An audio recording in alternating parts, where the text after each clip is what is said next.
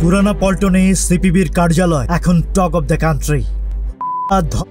নিপীড়নের বিচার এবং স্বরাষ্ট্র উপদেষ্টার অপসারণের দাবিতে গণমিছিলের কর্মসূচি দিয়েছিল ৮টি সংগঠন।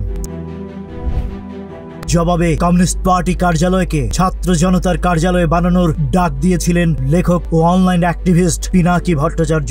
ঘোষণা দিয়েছিলেন সিপিবি অফিস ঘেরাও করারও। কিন্তু এবার আর তার ডাকে কেউ সাড়া দেয়নি। অফিস দখল তো দূরের কথা, ১০ জন তৌহিদি জনতাও সেখানে অবস্থান করেনি।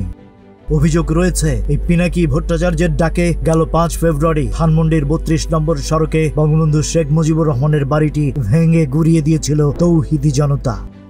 একইভাবে প্রথম আলো এবং ডেইলি স্টার কার্যালয়ের সামনে গরু জবাই দিয়ে জিয়াপত কর্মসূচি পালন করেছিল সেই তৌহিদি জনতা। দুটি পত্রিকার অফিসের নিরাপত্তা দিতে রীতিমতো হিমশিম খেয়েছিল সেনাবাহিনী। এবারও পিনাকি ভট্টাচার্যের বাংলাদেশের কমিউনিস্ট পার্টির কার্যালয়কে ছাত্র জনতার কার্যালয়ে বানানোর ডাককে ঘিরে উত্তেজনা তৈরি হয়েছিল। সবাই আশঙ্কা করেছিল সিপিবির অফিসটি আর সেখানে থাকবে কিনা।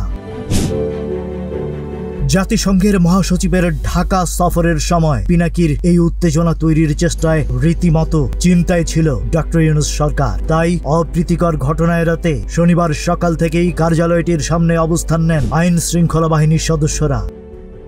যদিও পিনাকির হুমকিতে দমে যায়নি সিপিবি। পূর্ব ঘোষিত কর্মসূচি অনুযায়ী সকাল 10:30টায় কার্যালয়ের সামনে এসে কালো পতাকা উত্তোলন করেন দলটির সভাপতি ও সাধারণ সম্পাদক।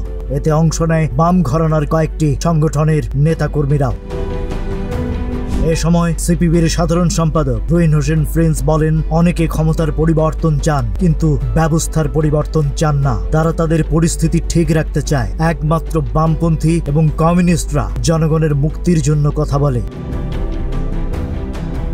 কর্মসূচির মাধ্যমে আওয়ামী লীগকে সিপিবি পুনর্বাসন করছে এমন অভিযোগের বিষয়ে জানতে চাইলে মুক্তি ভবনের সামনে প্রিন্স বলেন, যারা ইতিহাস জানে না তারা কি বলল না বলল এটাতে দোষ দিতে চায় না। এই সময় নেতাকর্মীরা কমরেড কমরেড, ভেঙে ফেলো ব্যারিকেড, দুনিয়ার মজদুর এক হও, লড়াই করো এমন নানান স্লোগান দিতে থাকেন। Rajib Raihan, news flash 71।